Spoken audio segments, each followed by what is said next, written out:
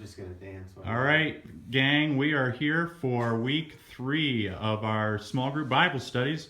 Delighted to have our very own Brad and Jason. What up, Bradley? Hey, you.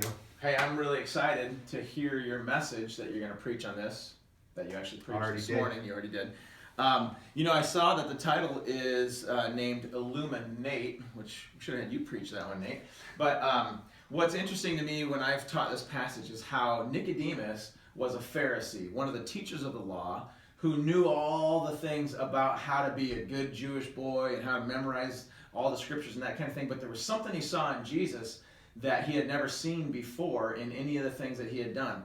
He was really intrigued by Jesus, but he was afraid to talk to him during the day because he thought that he might get associated with Jesus, which might get him killed. So instead he goes to hang out with Jesus at night. So I like to call this passage Nick at Night.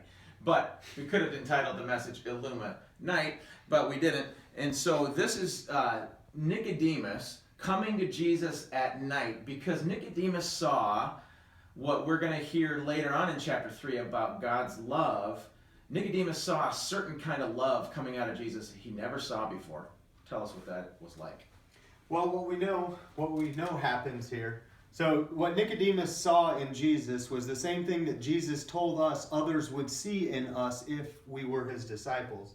And so what we know happens developmentally within people is that we form relationships and identities and I'm sorry, I goofed it up. We don't form